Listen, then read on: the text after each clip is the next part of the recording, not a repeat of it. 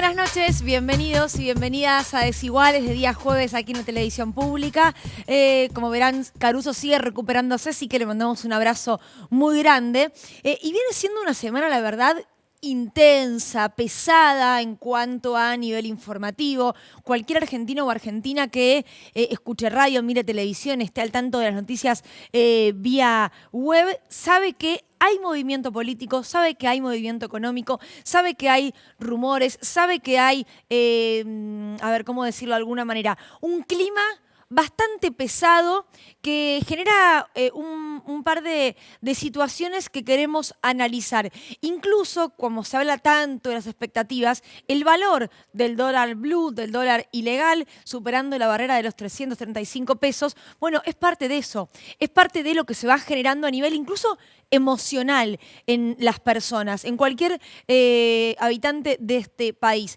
Y lo digo porque a pesar de que hoy se tomaron medidas, y las vamos a repasar con Flor Barragán en un rato nada más, relacionadas, por ejemplo, a el dólar para los turistas extranjeros que vienen a la Argentina, facilitarles la manera de que lo cambien en el mercado oficial, en un banco, y que reciban más pesos, o lo que tiene que ver con importaciones. Todos aquellos que habían encargado importaciones antes del 27 de junio, cuando fue la medida del gobierno nacional para cuidar la reserva de dólares, bueno, ellos también tuvieron hoy un anuncio favorable. ¿Se vienen más medidas? Es la pregunta que muchos se hacen. Especulaciones hay, pero lo cierto es que la que tiene que anunciarlos, y de hecho la que las anuncia, es la ministra Silvina Batakis. Decíamos, medidas económicas por un lado, valor del dólar por otro, pero clima político, clima agitado, si se quiere, por la oposición, por algunos medios de comunicación y también por integrantes del Frente de Todos. Esto es así.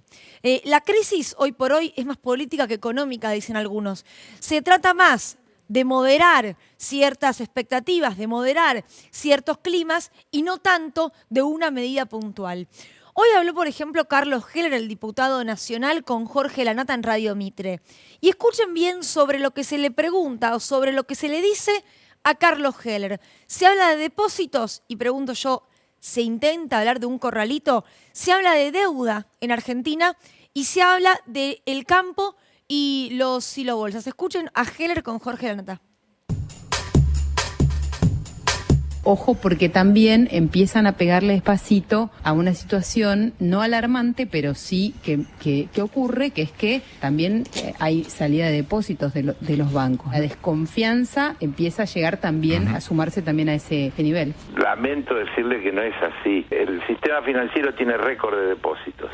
Y este mes en particular, los depósitos no han dejado de subir desde el primer día del mes. Leo título de un diario. La deuda pública total de la Argentina es récord y ya representa más de 8 veces el préstamo con el Fondo Monetario. La deuda total pública de la Argentina pasó del 89,8% del PBI en diciembre del 2019 al 80,1% en marzo del 2022. Bajó. El campo tiene ese nivel de dólares guardados en silobolsa. Ahora, todas las negociaciones para que esa soja se liquide y esos dólares ingresen quedan trabados por las decisiones políticas que se bloquean unas a otras. El Banco Central sacó un plazo fijo por el cual cualquier integrante de la cadena agrícola puede constituir un plazo fijo con los pesos que le liquidan por su exportación, que se ajusta por la variación del tipo de cambio, es decir, un seguro contra devaluación. Hay una apuesta a la devaluación, porque no se conforman con un seguro por si no se devalúa. Quieren forzar que haya una devaluación. Bueno, hablaba del campo y los silobolsas. Atención, porque hoy en Desiguales vamos a tener un living que habla de los campos. Porque ¿de qué campo hablamos cuando mencionamos al sector agroexportador que no está efectivamente exportando como se esperaba o como todo el mundo creía que iba a ocurrir? porque quiere forzar a una devaluación. Hablamos de un sector, del sector rico, del que tiene la capacidad de hacerlo. Hoy vienen a Desiguales Pedro Peretti, que ustedes lo conocen, y ex integrante de la Federación Agraria, y también viene una representante de la UTT, la Unión de Trabajadores de la Tierra, quienes vienen reclamando por acceso a la tierra. Son los que de alguna manera hacen que en tu casa tengas fruta y verdura en la verdulería de la esquina. Esa fruta y verdura que vos consumís viene de la Unión de Trabajadores de la Tierra. Y hoy hubo un reclamo muy puntual en la inauguración de la rural en Palermo, aquí en la ciudad de Buenos Aires, una bandera que apareció pidiendo por acceso a la tierra. Sobre eso vamos a hablar hoy en Desiguales. Pero volviendo al clima político, recién ustedes escuchaban lo que decía la colega en la entrevista con Carlos Heller en el programa de Jorge Lanata. Le habló de especulación, le habló de los depósitos de los bancos, de la salida. Bueno, hay una agitación de clima y decía, no es solamente responsabilidad, en este caso, de la oposición. ¿Qué dijo en las últimas horas Juan Grabois? Quien no tiene un cargo en el gobierno nacional, pero claramente forma parte del Frente de Todos. Llegó a hablar de sangre en la calle, pero terminó ayer por la noche con Iván Jagroski en Hagan Algo, hablando de saqueos. Quiero decirlo ahora y no lamentarme cuando empiecen los saqueos. ¿Vos es una situación que la ves Semanas, pronto? meses. Sí. No, vos hablaste de estallido cambiario, dijiste. Sí. Mirá, acá los gobiernos que se fueron indecorosamente fue por estallidos sociales. ¿A quién representa Juan Grabois cuando dice esto? Porque hoy no hubo nadie, excepto por supuesto quienes son sus compañeros del movimiento de la economía popular, que salgan a respaldar estas declaraciones. Por el contrario, lo que hubo fue por parte de funcionarios del gobierno e incluso por representantes de la oposición de decir, y esto la verdad que me parece que pasó un par de pueblos, ¿no? Y uno de los que le respondió públicamente a Juan Grabois fue Emilio Pérsico, quien sí es integrante de un movimiento social, pero también funcionario del Ministerio de Desarrollo Social, y esto fue lo que dijo. No veo escenario de saqueos en la Argentina, no hay desde hace mucho tiempo, centralmente porque hay un nivel de ayuda social y nivel también de trabajo de las organizaciones en el territorio que no ha habido saqueos en los últimos años, ¿no? La contención social por parte del gobierno nacional es innegable. Digo, los sectores que la están pasando mal, porque por supuesto en la Argentina hay cifras de pobreza alarmantes. Hoy se conoció el número de la canasta básica, por ejemplo. Una familia para no ser pobre tiene que cobrar más de 100.000 pesos por mes. Ni hablar de la canasta de indigencia, que es menor y que hay muchos argentinos y argentinas que no llegan a cubrirla. Pero la asistencia del Estado está. Eso es un hecho. Con lo cual, hablar de saqueos o de la posibilidad de derramar sangre en la calle pareciera no apuntar al menos la intención de que la situación argentina mejore. Y ni hablar, y ahora lo vamos a ver a continuación, de quienes hablan directamente de que el presidente renuncie. Hoy habló Juan Napoli, presidente del Banco de Valores, una entrevista en La Nación Más. Escuchen lo que dijo como si estuviese hablando del precio del kilo de pan.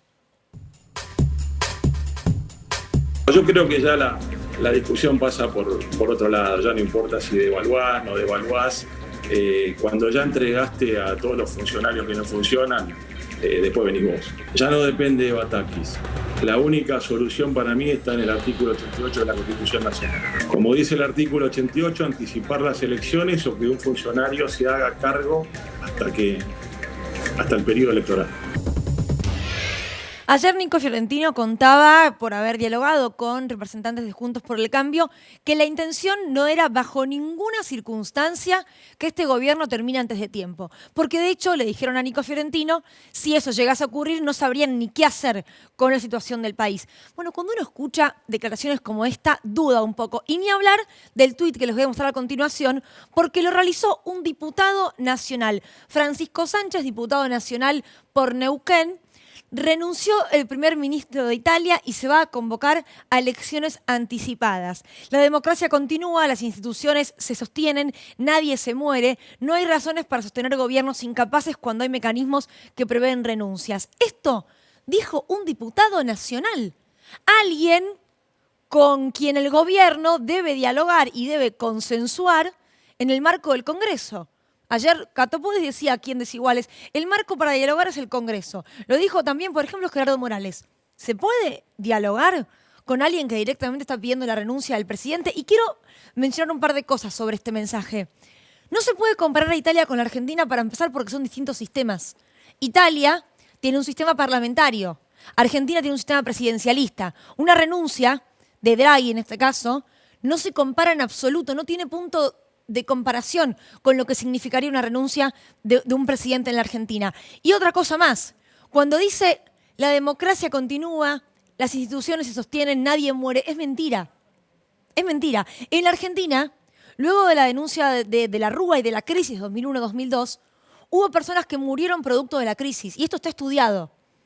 Hubo personas que murieron de depresión, de un paro cardíaco, o se suicidaron producto de la situación económica que vivieron por la crisis económica, social y política. Claro, no se mueren el día que te dicen hay un corralito, pero se mueren tiempo después. Y ni hablar de que sí hubo gente que murió producto de la represión esos días. Con lo cual, miente, además, el diputado cuando dice que las crisis de semejante magnitud no conllevan muertos. En la Argentina eso ha ocurrido. Decirlo es de una irresponsabilidad absoluta. Y reitero, es la oposición que después dice que son los defensores del diálogo y que son los abanderados del republicanismo en nuestro país. Así estamos, la situación es sencilla, no para nada, pero me parece interesante ver todas las partes. Así que arrancamos Desiguales, me voy con...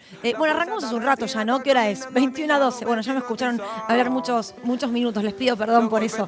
Flor Barragán, Pablo Ibáñez, ¿cómo están? Muy bien. Flor, ¿querés arrancar por las medidas que efectivamente hoy se anunciaron? Digo, lo que es un hecho. Así es, sí. Te voy a hablar de las medidas de hoy, también un poco de lo que se podría llegar a venir. Ok. Pero antes me puedo sumar a algo que decías en tu editorial, que mostrabas, bueno, las palabras de Juan Grabois hablando de saqueos. ¿Sabés que hoy hubo un almuerzo en la rural por la apertura de Expo Agro y había gente muy importante del Círculo Rojo? Y yo pregunté concretamente por esto. ¿Temen un estallido social al sector empresario, Círculo Rojo? ¿Qué decían que no lo ven en este contexto? ¿Por qué? Decían que, por un lado, hay ayuda social, es decir, hay una contención, una red de contención que no estaba, por ejemplo, en el 2001. Está bien, no alcanza por la inflación, antes con eso tirabas hasta el 20, ahora tirás hasta el 14 del mes, digo, pero hay una contención. Eso planteaban desde el Círculo Rojo y por otro lado te decían, situación de saqueo nunca surge de la gente. La gente no es que se levanta y dice, vamos a saquear un supermercado. Dice, eso está motivado. Ahora, le pregunto a Pablo sobre eso. ¿A quién representa Juan Grabois cuando dice eso? En el reportaje de Grabois anoche yo estaba en Hagan Algo. Me quedé bastante impactado por la pregunta. Iván también, ¿no? Aparecía en pantalla medio duro. La respuesta pareció bastante destemplada. La pregunta que se hacía, y esto Grabois lo tiene que entender, que en realidad los saqueos funcionan cuando se los invoca, como a los fantasmas, digamos, en ese caso. Y lo que se terminó entendiendo que Grabois no estaba advirtiendo que podían venir saqueos. Cuando se invoca, sí. De alguna manera uno puede leer que por el contrario hay prácticamente una idea de incentivarlo. Porque desde el lugar que lo dice Grabois, como un dirigente del Frente de Todos, como un dirigente respetado dentro del sistema de las organizaciones sociales, con vínculos del primer nivel en el gobierno. ¿Recuerdan un reportaje que estuvo acá que hablaron del salario básico universal? Dijo, yo lo hablé con Guzmán, dijo. Y dijo además que había cruzado mensajes esa misma tarde con Alberto Fernández, que venía hablando con Cristina, que tenía relación fluida con Máximo Kirchner. Entonces, la comprensión no solo es a quién representa Grabois, sino por qué llega ese planteo. Porque no pareció ser una advertencia de lo que él percibe, sino prácticamente un anticipo de cuál puede ser la próxima carta. Una profecía autocumplida, me dicen por acá. Exactamente, digamos, no es que no fue una descripción de decir, yo si veo esto me da la sensación que esto va a estar mal.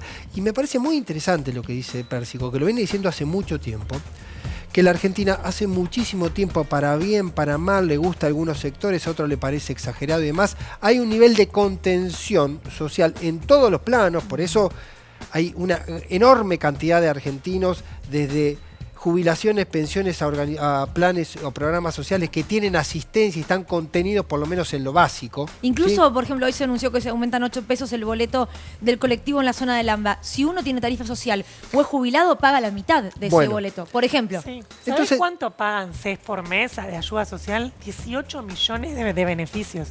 18 por millones eso, de beneficios. es una cantidad enorme. Además, los beneficios, que muchas veces uno lo ve individualmente, es casi el 50% de la población, entendiendo que esos beneficios, digamos, es una presencia altísima. Por lo tanto, uno, y por eso parece injusto que yo lo vea ahora, porque la dimensión de las palabras de Grabois, medio que las entendí pasadas las horas, uno empieza a procesar esa declaración en esos términos. Si hubiese dentro del Frente de Todos un espacio de institucionalización, como se dijo tantas veces, ¿no?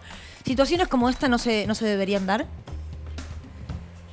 No creo que tenga que ver con ese plano, porque Grabois de hecho forma parte del gobierno, hay una funcionaria muy vinculada a él que tiene un cargo en desarrollo social, digamos, no es una persona que no tiene acceso a los primeros niveles. Entiendo. Yo creo que hay una enorme cantidad de dirigentes en todo el país, de Frente de Todos, que tienen muchísimo menor nivel de influencia y de acceso a personajes relevantes del gobierno del Frente de Todos que el de Grabois. ¿sí? A mí, sinceramente, no me deja de asombrar lo que dijo. Me pareció echar leña al fuego, meter fantasmas. Digo, así como cuando se habla de Corralito decimos hay una memoria histórica que trae a un momento bastante dramático y triste de la historia argentina, cuando hablamos de saqueos pasa exactamente lo mismo. Bueno, y primero que hace mucho tiempo que no ocurren, afortunadamente, tiene que ver con eso. Y el segundo elemento es lo que generó dentro del Frente de Todos, o dentro del gobierno. Esta idea de que hay un nivel de debilidad importante, la crisis está en una situación de ebullición absoluta, y aunque sea una advertencia, ¿sí? Aunque sea porque uno, ¿qué puede pensar? Que Grabois dice, estamos todos en la mesa, hay que pelear cada uno por su posición, ¿cuáles son las cartas que tienen las organizaciones sociales o los sectores sociales que representan a Grabois? Bueno, mi elemento es la calle, puede decir Grabois, y es válido desde ese punto de vista. Porque yo no tengo ni capacidad de hacer volar el dólar, ni capacidad de hacer paros sindicales, digamos. Mis cartas es poner la gente en la calle. Esas son las herramientas. Ahora, el diagnóstico general en este momento del gobierno es particularmente sensible, y ahí yo creo que hubo un error de percepción de la priorización del diagnóstico o de la disputa interna por sobre el escenario global, porque sobre los diagnósticos de Grabois se montan todos los otros planteos. Que estamos hablando naturalmente de anticipo de elecciones, es una cosa... Es una locura. Y aún con la situación económica que estamos viendo, dólar a 337 pesos. Dólar blue, sí. Dólar paralelo, brecha cambiaria, inflación. Aún en esa situación, el problema, todo el mundo te dice, es político. Ahora, Flor, hablemos de las medidas, porque así como es político, la resolución también debería serla. ¿De qué se tratan las medidas anunciadas hoy? Sí, tenés medidas... Por un lado, para los importadores, relacionado con cuando se puso esta medida del Banco Central, no se tuvo en cuenta los insumos que venían, los que estaban en tránsito, digamos, eso se van a habilitar esos pagos.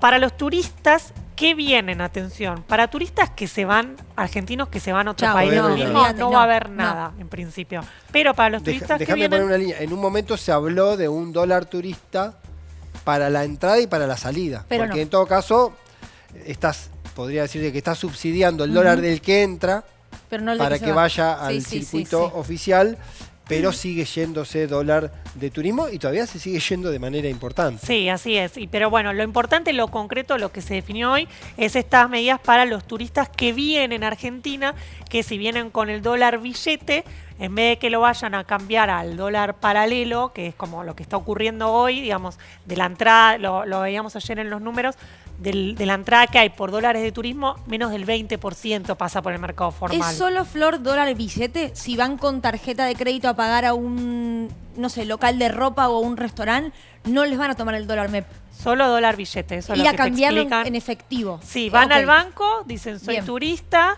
presentan una declaración jurada, habrá que ver si esto de los trámites no lleva a que se siga pasando lo mismo que pasa hasta hoy, pero efectivamente les van a dar el dólar financiero, es decir, el dólar MEP, que está, bueno, por encima de los 300 Sí, pesos. es un dólar, digo, más cercano al blue, si se quiere, que al oficial, ¿no? Así es. Después hay otra medida por ahí más financiera que tiene que ver con las empresas, que les limitan la tenencia de CDRs, que es una forma que estaban utilizando las empresas, según te cuentan en el Banco Central, para dolarizarse. Entonces, bueno, ahí intentan bajar un poco esta dolarización. Y por último, ahí te puse la palabra agro y te dejé un signo de pregunta. La placa tiene un signo de pregunta porque hay medidas en estudio para el agro, pero ahí hay un tema. Tengo mucha información que me llega. ¿Por dónde querés que arranque? Gobierno, sector privado. Primero sector privado. Bueno, ¿qué te dice el sector privado? Que se podría analizar un dólar agro. Algo así como un dólar que sea más atractivo para que los exportadores liquiden lo que no se está liquidando. ¿Pero el gobierno qué dice? El gobierno salió a desmentirlo completamente. Salió el Banco Central, el Ministerio de Economía, salen a desmentir esto.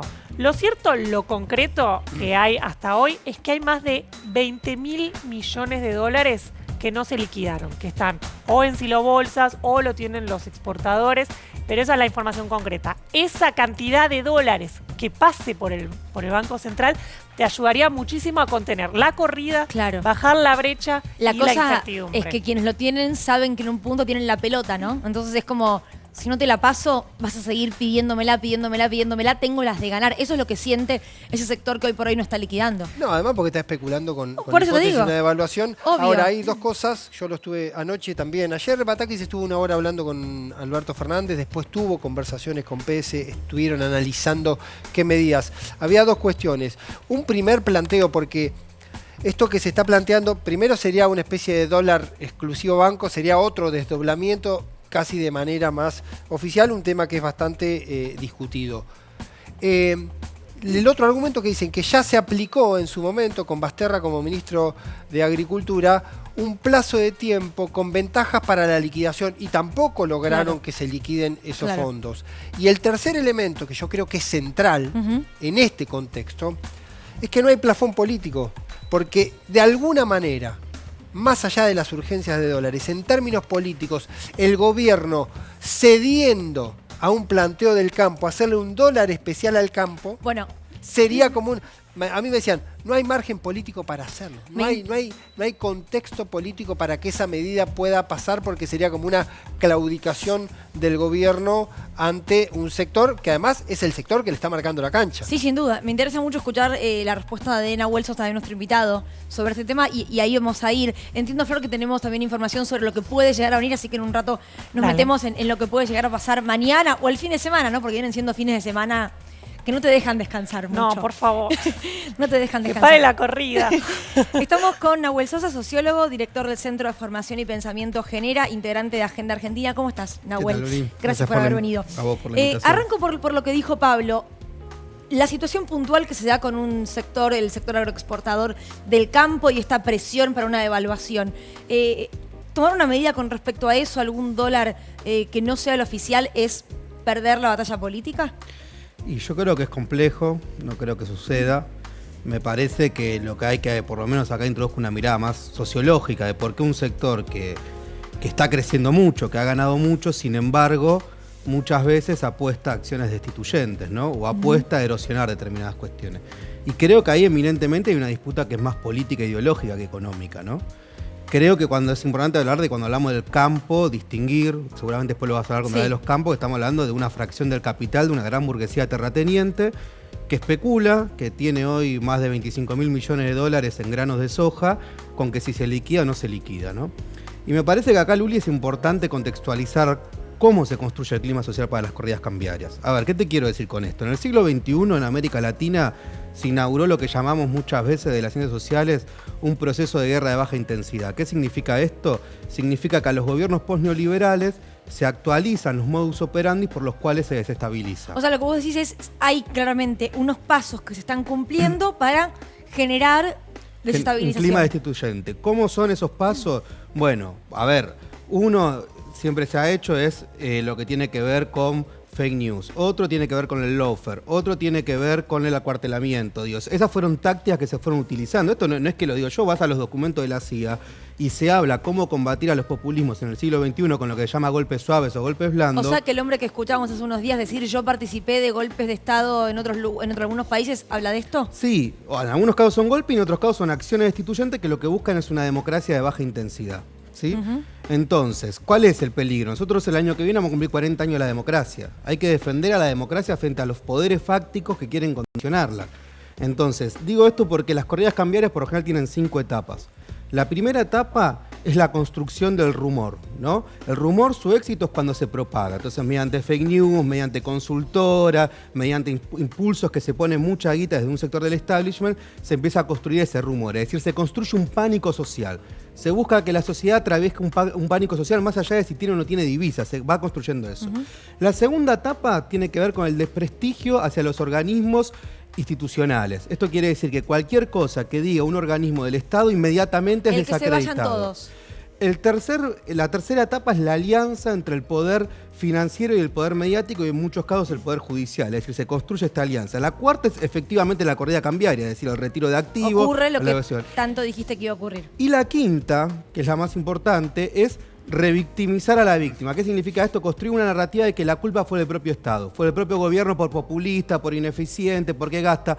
Cristina comentaba la otra vez en el Calafate que hubo 11 corridas cambiarias durante el periodo del 2003 al 2019 y que a más de 45, si mal no recuerdo. Vos fíjate, la corrida en el 2008 hacia Cristina de un sector del campo fue netamente política, la del 2011 cuando se gana y después el 2014 la de Axel. Y Alberto también viene sufriendo corridas cambiarias. Entonces, yo trato de incorporar la dimensión más política que la económica, es decir, está claro que analizamos muchas veces las corridas cambiarias desde el punto de vista económico, pero analicemos que acá hay un sector del establishment, te cierro con esto, que yo creo, no digo toda la oposición, pero hay un sector del establishment que quiere que por primera vez de la vuelta de la democracia un gobierno peronista no puede terminar su mandato. Quiere ese hecho cultural. Esto hay que analizarlo en términos económicos, pero también hay que analizarlo en términos políticos y culturales. Necesita buscar esa derrota cultural. Y esto, por lo tanto, lleva a la reflexión que lo que hay que hacer es pasar a la ofensiva, que esto significa movilización popular y esto significa profundizar las medidas que haya que profundizar, no solo para defender al gobierno, sino defender un proceso frente a los poderes fácticos que quieren condicionarlo. Pusiste 2 tweets que los vamos a compartir, porque resumen un poco esto, pero a modo Twitter, que siempre es más condensado y visual, ¿no? Vamos a ver el primero de ellos. La derecha promueve un golpe de mercado para que el gobierno no pueda terminar su mandato. El objetivo es económico, pero también cultural. Mostrar que por primera vez en la historia democrática un gobierno peronista debe irse anticipadamente. Y hay un segundo tweet que es donde me quiero posar para preguntarte. Para evitarlo, movilización popular, profundizar las medidas distributivas, salario básico universal, monotributo productivo, nuevo impuesto a las grandes fortunas y nacionalización de las empresas que no cumplen los acuerdos, en fin, pasar a la ofensiva. Esto es lo que se le ha reclamado durante mucho tiempo al gobierno dentro de la propia coalición, no moderación. Yo creo que como todo proceso, a mí me gusta siempre 2 cosas. La primera, pensar más en ideas que en personas. Y la segunda, pensar en procesos políticos, ¿no? Como todo proceso hay velocidades. Está claro que durante la pandemia, en el 2019 la prioridad era la unidad para ganar el neoliberalismo. En el 2020 y parte del 2021 la prioridad era, frente a una derecha que te convocaba a la infectadura, la antivacuna, era poner en el centro las políticas del cuidado, ¿no? Y era tratar de hecho este es el gobierno que trajo más de 105 millones de vacunas en tiempo récord histórico. Y me parece que ahora hay una tercera discusión, que es la que se viene viendo, que tiene que ver con la idea de trabajo, producción, es decir, más el eje puesto en la economía, que es cómo se profundiza. Evidentemente vos tenés distintas velocidades, los procesos políticos no son unidimensionales, no es que están todo el tiempo a la ofensiva, todo el tiempo a la defensiva. Esto no quiere decir que no haya habido errores, que no haya que hacer determinadas autocríticas, lo que sí quiere decir es, sin duda, en este momento, en este contexto, es un contexto para pasar a la ofensiva, es un contexto para profundizar y es algo que lo ha planteado, Cristina, lo ha planteado Máximo, lo ha planteado también Alberto. Me parece que más allá de las distintas miradas que pueda haber, incluso el propio Massa cuando pidió la idea de acelerar lo que tenía que ver con la renta inesperada, es decir, me parece que vuelve a haber ese diálogo y que esto es una responsabilidad de los dirigentes, pero también el Frente de Todos está compuesto por actores políticos y sociales. Vos lo mencionabas, movimientos sociales, movimientos sindicales, colectivos feministas, es decir, hay una militancia. Hay un activismo que muchas veces en la pandemia no se pudo salir a ocupar el espacio público por las propias políticas del cuidado, pero ese activismo es necesario que no se desmoralice porque la derecha apunta a la autoestima. Es decir, la derecha apunta también a que la autoestima de la militancia y el activismo que bancó al frente de todo esté frustrada, esté enojada, esté desmovilizada. Y me parece que por el contrario, frente a eso, frente al crecimiento de los discursos de odio y la antipolítica, lo que hay que ponerle es repolitización e involucrar a la sociedad en los debates. ¿Pablo? Esto me parece clave. Sí, Nahuel, uno ve el proceso. Primero escuchaba, uno le cuesta creer, perdón por ser ingenuo, creer que haya un dispositivo que esté craneando el intento de devaluación. Posiblemente haya... ¿El intento de qué? De devaluación, el golpe de mercado. Que haya sectores jugando, pero que después haya una cantidad enorme de operadores que tengan incertidumbre, que no sepan qué va a pasar, o que compren versiones de operadores o de líderes de opinión. Digo, por un lado, esa pregunta. Pero por el otro lado, algo que es una pregunta específica. ¿Cuánto juega en este momento del gobierno, de la crisis, de la fragilidad del gobierno, lo que pasó en los últimos 4 meses de linterna en carne viva entre el presidente y la vicepresidenta? ¿No se están pagando costos de esa pelea, de esos silencios, de esa crueldad pública? Bueno, muy buena pregunta. A ver, con lo primero ahí sí yo tengo un contrapunto, Pablo, de decir, pero esto no lo quiero poner de un lugar de paranoico, de que hay 4 tipos malos en una oficina. Lo que digo es, hay una lógica del capital en la cual también esto hay que ponerlo en un clave regional. Lo acabamos de ver hoy con lo que hubo en Mercosur. Es decir, si gana Lula en Brasil, más el triunfo de Boric en Chile, más el triunfo de Petro en Colombia, estamos frente a una presencia muy fuerte de una segunda oleada progresista. Por lo tanto, creo que hay un sector del establishment que no quiere que acá pase esto y que acá vuelva a ganar un gobierno nacional y popular con los signos que uno le quiera poner. Y sí, yo creo que históricamente hay un sector del establishment, y particularmente en la Argentina, ese sector se utiliza 3 cuestiones, que es, en nuestro país la burguesía o gran parte de la burguesía está transnacionalizada, es decir, hay una extranjerización de la élite empresarial. A su vez, el dólar en nuestro país, hay un fenómeno de popularización, esto de que vos ves cómo está el clima, cómo está el dólar, no pasa en todos los países de América Latina, y a su vez hay un proceso de inclusión, de manipulación de las expectativas que las élites siempre lo han hecho para condicionar políticamente a los gobiernos. Yendo a la segunda que me plantea Pablo, sí, yo creo que no haber institucionalizado el Frente de Todos hizo que ese debate de ideas genuino, pasional, como pueden ser en los movimientos populares, los debates muchas veces no se dan al estilo Borges en América Latina, y está bien que así suceda, pero que muchas veces no permitió construir síntesis. García Linera, yo siempre lo cito porque dice algo muy interesante, que dice, vos en un bloque histórico popular tenés 2 cosas, o podés tener contradicciones que lo que hacen es generar una síntesis y le permiten dinamizar y avanzar a ese bloque histórico popular, o por el contrario lo lastiman y se estancan. Bueno, creo que estamos en un momento bisagra, se recuperó el diálogo y me parece que es un momento que lo que se tiene que lograr del Frente de Todo, que de acá se salga para hacia adelante. ¿Y vos creés que la manera de salir adelante es con la movilización en la calle? Creo que es importante la movilización popular, creo que es importante todas las leyes o proyecto de ley que hoy están en el Congreso, el monotributo productivo que han planteado los movimientos sociales, el salario básico universal, partiendo también de la base de que se han hecho cosas, el impuesto a la ganancia que sirvió para más de 1 millón de trabajadores, la posibilidad de que se vuelva a crear un impuesto a la fortuna, y me parece clave involucrar a la ciudadanía en esto, porque lo que nosotros tenemos, sino es que hay un sector de la ciudadanía que emergen los discursos de odio, crecen las derechas, porque se pasa del miedo al odio muy fácil. Entonces, frente a eso hay que repolitizar. Sí, tenemos que volver a una militancia y activismo muy fuertes en los espacios públicos, en las universidades, en las calles, defendiendo este proceso político. Nahuel, gracias por haber venido, súper claro. Vamos a hacer una tanda, pero al regreso nos metemos en los campos que existen aquí en la Argentina, porque se habla mucho de el campo cuando se menciona la mesa de enlace. Bueno, es mucho más que eso, ya venimos.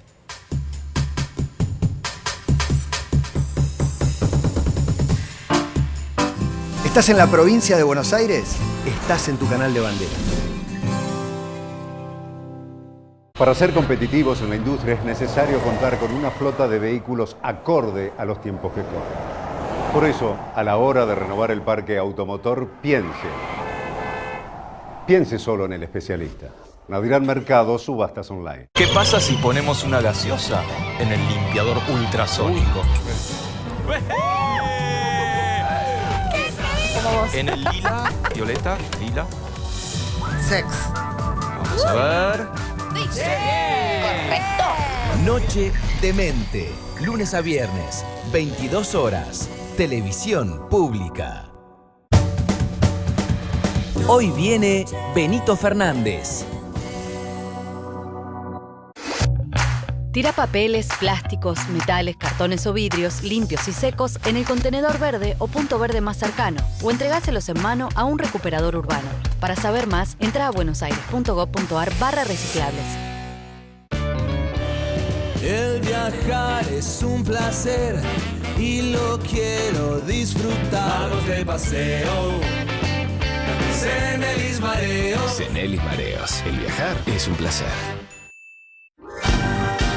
Vamos a demostrar que rinde más es lo más. ¿Probaste rinde más? No, no me animo, la verdad. Yo estaba igual, pero lo puse en unas empanadas y quedaron de 10. Se resuelve la comida en 2 minutos. Te olvidas de picar ajo, cebolla, todo. Con rinde más podés cocinar más de todo lo que te gusta. Es facilísimo. Probalo. Con rinde más, cocinar cuesta menos.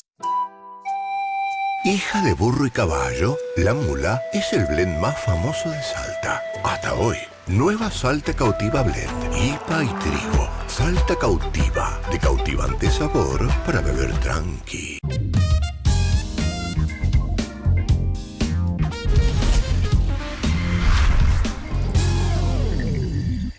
Tu pelo está expuesto a diferentes factores que lo dañan. Descubrí el nuevo Sedal con colágeno y vitamina C, que regenera las fibras debilitadas de tu pelo y le devuelven la luminosidad. Viví tu pelo regenerado y luminoso como nunca antes con el nuevo Sedal Colágeno y Vitamina C. Está comprobado por el Speed Test de UCLA que Movistar Fibra es la internet más rápida del país. Podés bajar de todo y subir series pesadas como las mías. Pesadas de gigas, ¿no? Como que pesan. Lo que quiero decir es que Movistar Fibra está bueno. Movistar Fibra. Velocidad con todo. Pusimos en marcha la segmentación energética. Inscribite en argentina.gov.ar/subsidios. Si tu DNI termina en 3, 4 o 5, hacelo entre el 20 y el 22 de julio. Segmentación energética. Argentina Presidencia. Nuevas fragancias potenciadas de Axe. Cuando lees increíble, todo puede pasar. Hola increíble, el efecto Axe.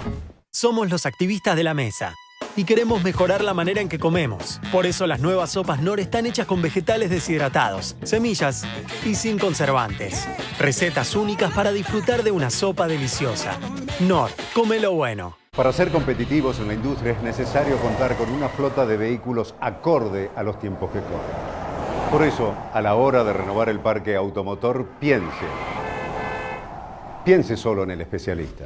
Naviran Mercado, subastas online.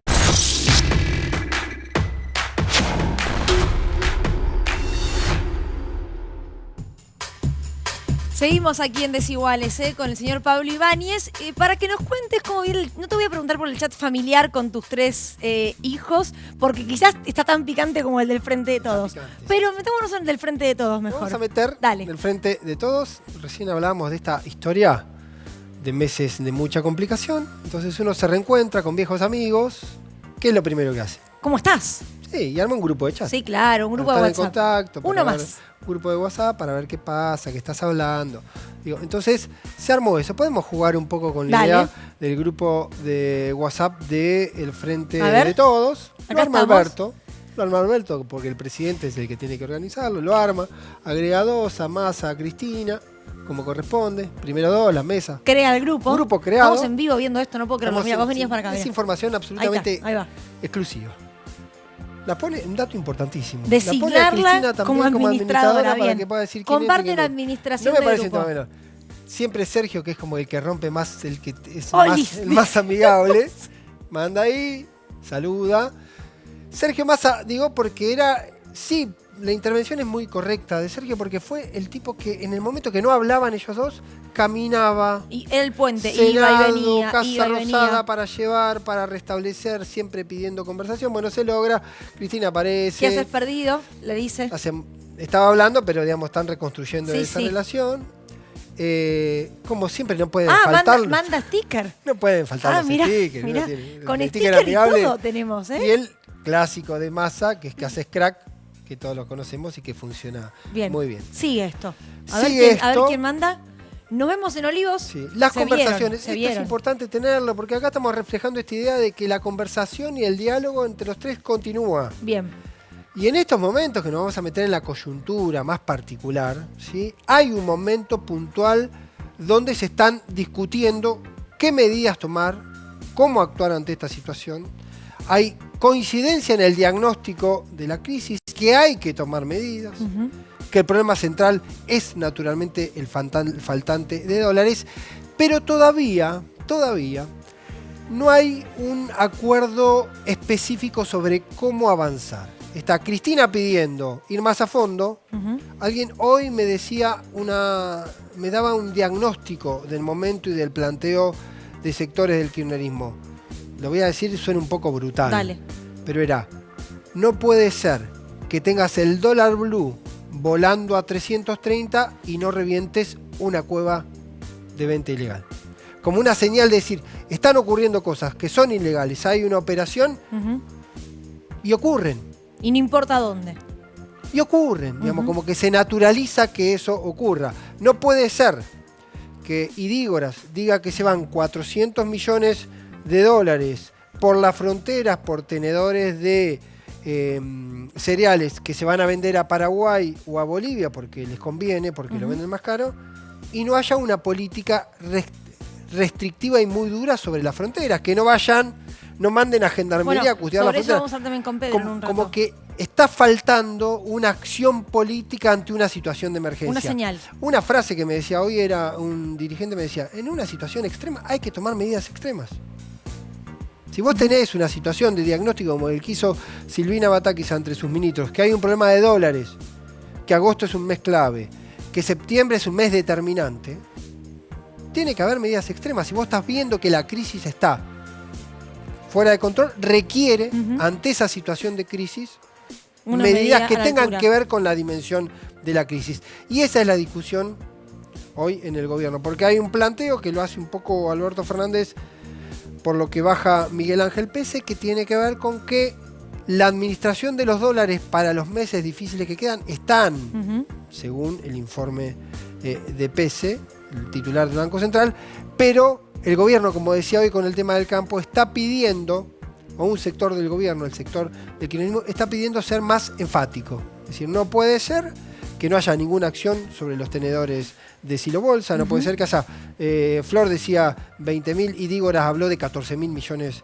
de dólares. No puede ser que eso esté ocurriendo y haya un elemento central, que es el dólar, que es el que está desordenando prácticamente toda la economía, porque impacta sobre la inflación y porque impacta sobre la cuestión puntual. Así que esa es la discusión, esa es la charla del grupo de WhatsApp del Frente de Todos, si esto tiene que terminar de resolverse en estas horas.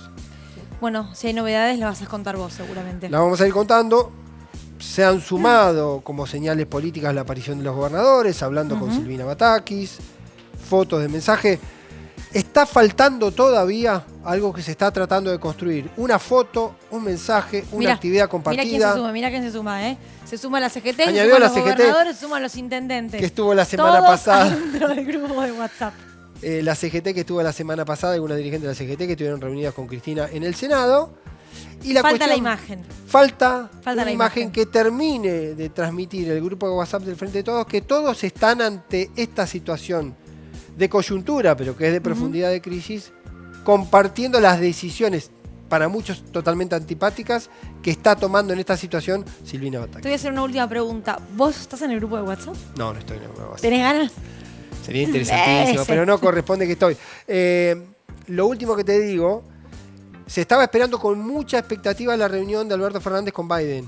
Sí, el 26 de julio. Por mensaje político, por la posibilidad de que haya alguna señal también en materia económica, finalmente está en duda. Porque tiene COVID Biden. Tiene COVID Biden. La única expectativa, la expectativa más fuerte del gobierno, y yo creo que va a ser simbólicamente muy importante, si en el caso que se suspenda la cumbre del 25, se reprograme para alguna fecha muy cercana. Okay. Porque ahí mismo se va a entender, se puede entender que efectivamente para Estados Unidos puede tener la reunión, porque como lo decía Nahuel, también Estados Unidos está mirando la región, y al ver la región tampoco es una buena señal para la región el tema de una crisis en la Argentina. Te dejo chateando, Pablo Dale. Ibáñez, porque me voy a la mesa, al encuentro de nuestros invitados que vinieron con verduras. Hay un olor en el estudio, Desiguales, quiero que lo sepan, riquísimo. Desde que entré al estudio les dije, qué rico olor. No, Pedro. Sí, señora. Hay muy, muy rico olor. Estamos con Pedro Peretti, ex dirigente de la Federación Agraria, productor agropecuario, con Zulma Moyoja, ¿sos vos? Tú eres Zulma. Zulma, referente de la UTT, la Unión de Trabajadores de la Tierra, y tu nombre no lo tengo anotado, te lo pregunto. Albertina Aguilar. Albertina, gracias por estar acá. Nos interesaba hablar con ustedes porque cuando se habla de campo, pareciera que solamente nos referimos a quienes hoy estaban en la sociedad rural inaugurando la exposición ahí en Palermo. Pero el campo también son ustedes con los trabajadores de la tierra, el campo sos vos, Pedro, y tus compañeros en Santa Fe. ¿Querés arrancar? Digo, cuando entendemos los campos, ¿de qué hablamos? ¿De los que hoy no exportan solamente? Cuando hablamos de campo hay que hablar de un concepto que está invisibilizado en la política económica en la República Argentina, que es el tamaño de las empresas agropecuarias.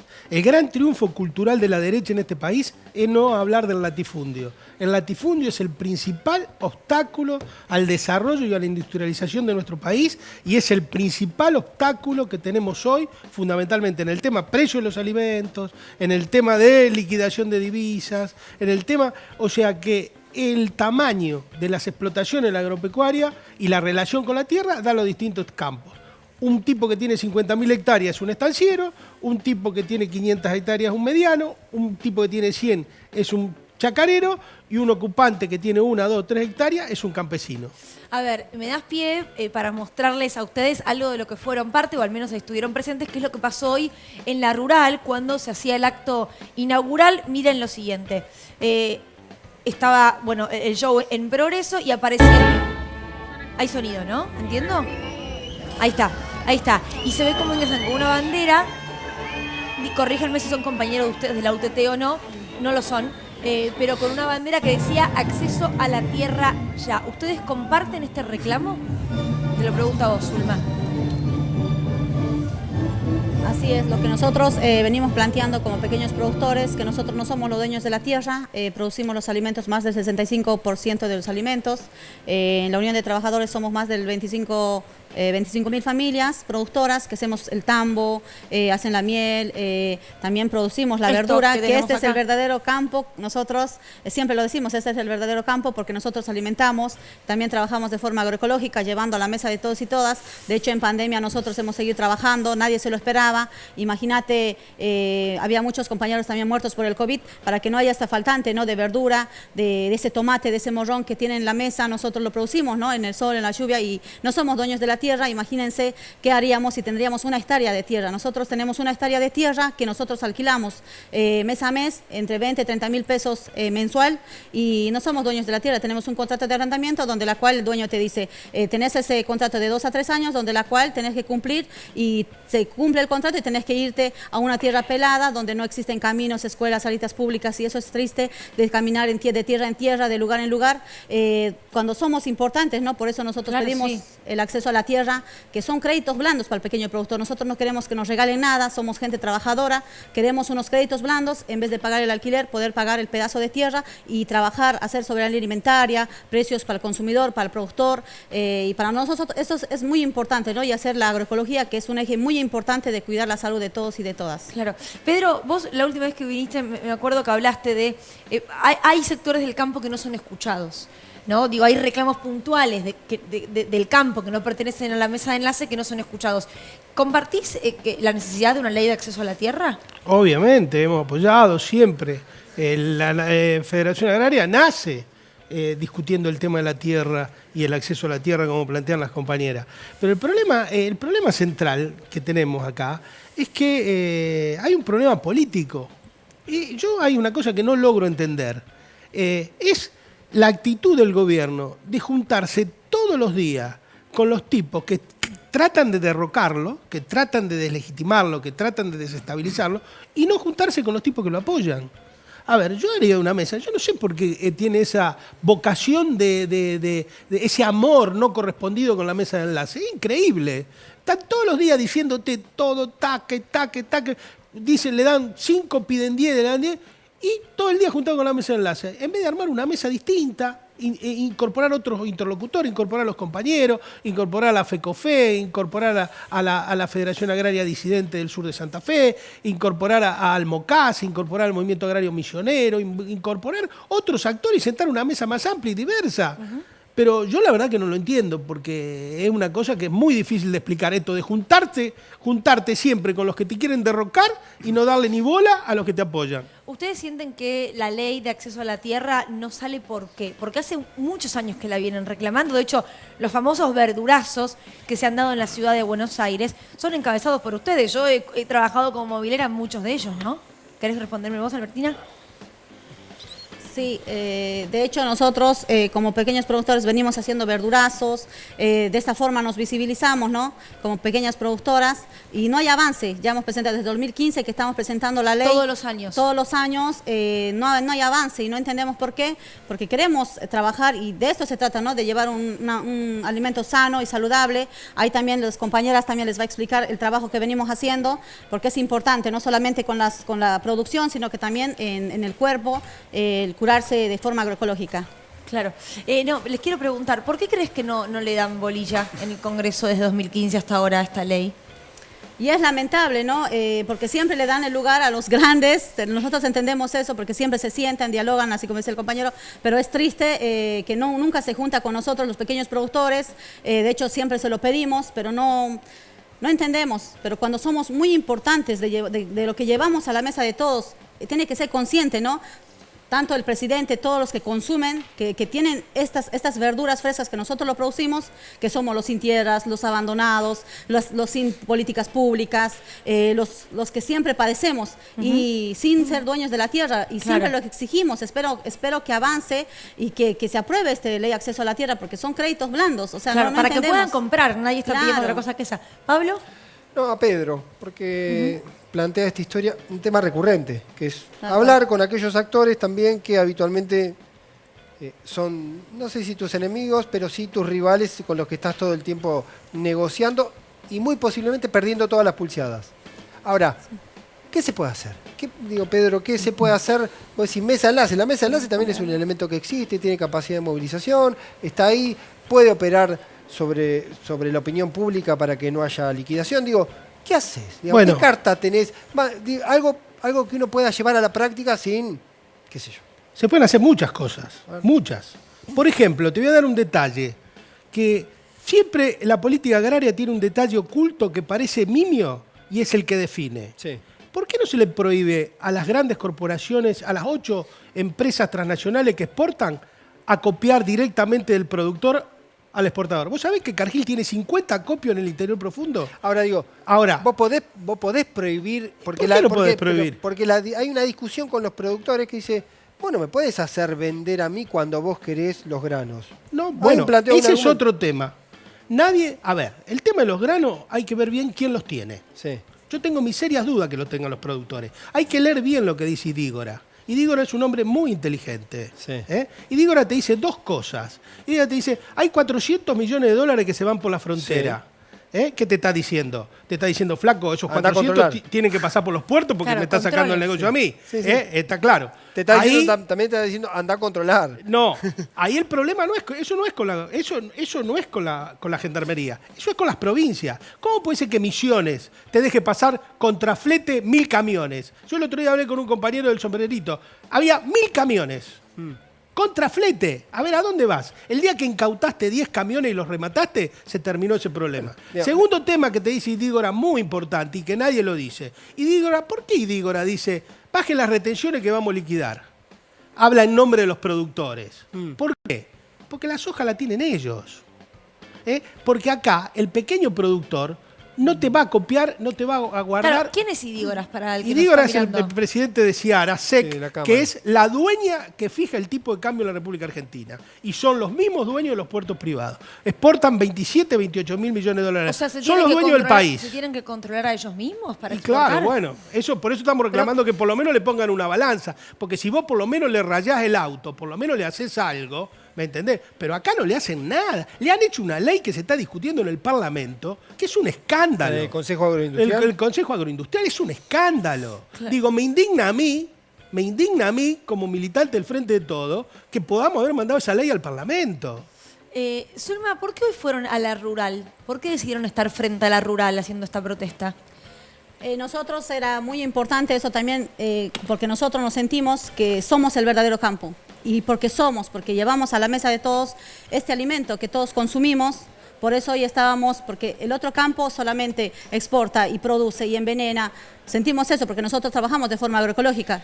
Tienen grandes hectáreas de tierra propia, que ellos tienen una tierra propia, producen grandes hectáreas de soja transgénica, maíz transgénico, fumigan, envenenan. Imagínense, por eso te decía lo de la pandemia, porque en pandemia ellos, imagínate con las grandes de tierras, qué cosas hubiesen hecho, hubiesen producido, dar un alimento a ese jubilado, a ese niño que necesitaba, y ante eso nosotros estuvimos, ¿no? Dando esa batalla y llevando ese alimento ante los comedores populares, llevando a los barrios más encarecidos, más pobres, y de eso se trata. Yo creo que de eso se trata hoy en día, del alimento, más allá de todo lo que se venga trabajando, pero es el verdadero campo, ¿no? Flor. Sí, le quería preguntar a Pedro, ¿qué piensas de esta medida que se habló, si bien el gobierno la descartó, pero igual me interesa tu opinión, de este dólar agro, es decir, Disparate. ponerle un dólar distinto? Un disparate. Y espero que no hagan ninguna cosa más rara, porque evidentemente, tengo una gran, y creo que Bataki es una gran decisión, porque evidentemente Guzmán y todo ese grupo no conocían el país que gobernaba, no lo conocen, y espero que no hagan ningún disparate de esa naturaleza. Hay formas para obligar. A ver, ¿qué lo hizo Trump en Estados Unidos? Trump prohibió, grabó con un recurso, con un impuesto adicional, la venta directa del productor al exportador. ¿Por qué no lo podemos hacer nosotros? ¿Por qué nosotros no podemos poner una balanza? ¿Por qué no podemos poner un impuesto o 10 puntos más de retenciones al remanente de soja que queda de un año para el otro? ¿Por qué? Explíquenmelo, démenme una razón. A no ser, la única razón que hay es miedo, falta de coraje para enfrentar la situación. También es cierto que hoy aumentar una retención o poner un puesto tiene que pasar por el Congreso. No hablo de aumentar la retención. Yo te digo una cosa, ¿por qué no podemos poner un gravamen? No, porque también 4 puntos o 5 puntos adicionales. Hoy alguien me decía también poner un impuesto a aquellos que tienen, después de un periodo determinado, el cereal retenido en un silo bolsa. Ahora tenés que hacer una ley, tiene que pasar por el Congreso, no tenés número Pablo, tampoco. el tema es que el problema no son los productores, acá el problema es que el gobierno tiene que decidirse a desbloquear. La Argentina tiene 69.000 productores de soja, 3.000 hacen el 50%. ¿Está claro? Ahora, si vos le ponés los números y da un debate de cara a la sociedad, ¿cómo la sociedad no te va a entender que 3.000 tipos no te pueden extorsionar de la manera? Y si no, traigámosle la llave del país a ellos y dejémoselo. No, esto no lo vamos a hacer, Pedro, no corresponde. Gracias, Pedro, por haber venido. gracias Gracias, Zulma, gracias, Albertina. Y el olor, reitero, es riquísimo. Que hay, sí, está para una sopa, Está para una También sopa. la compañera quería explicar un poco sobre plantas medicinales. Sí, Ahí un poquito. tenemos 2 segundos, pero si me lo querés decir muy rapidito, muy rapidito. Dale ahí, como le comentamos, nosotros somos verdadero campo, también nos curamos nuestra propia persona con plantas medicinales, tanto cuidamos la tierra, también a los chicos que estamos ahí y todo eso, para cuidar más que todo para los alimentos que producimos agroecología, que estamos día a día en el campo y nos cuidamos con plantas medicinales, tanto en la pandemia nos defendemos con todo plantas medicinales. En las redes pueden encontrar la UTT y ahí hay información absolutamente de todo, incluso dónde comprar los bolsones que ustedes venden. Gracias por haber venido. Gracias. Nos tenemos que ir, pero antes, mañana SIC, periodismo textual, un episodio sobre sexualidades. Mejor hablar de ciertas cosas. Preguntas como ¿qué nos une y qué nos diferencia al momento de buscar placer, ya sea solos o al momento de compartir con otros? Buscamos entender cómo se viven las diferentes sexualidades, qué prejuicios existen, cómo se forman, se pueden derribar, la sexualidad es única y estática o cambia cuando cambiamos nosotros. ¿Se puede tener sexo en la vejez? Bueno, son algunas de las preguntas que va a... Son algunas de las preguntas que se van a intentar responder mañana con SIC Periodismo Textual. Un saludo a Pablo Caruso, que se está recuperando y que ganó Central. Pedro, te pido perdón. Te pido perdón, pero ganó el clásico rosarino. Claro que sí. Pedro, acá hincha de Newell's. Un abrazo a nuestro compañero Caruso, que hoy está más, pero muy contento, muy contento. Nos vemos el domingo a las 9 de la noche. Que tengan buen fin de semana.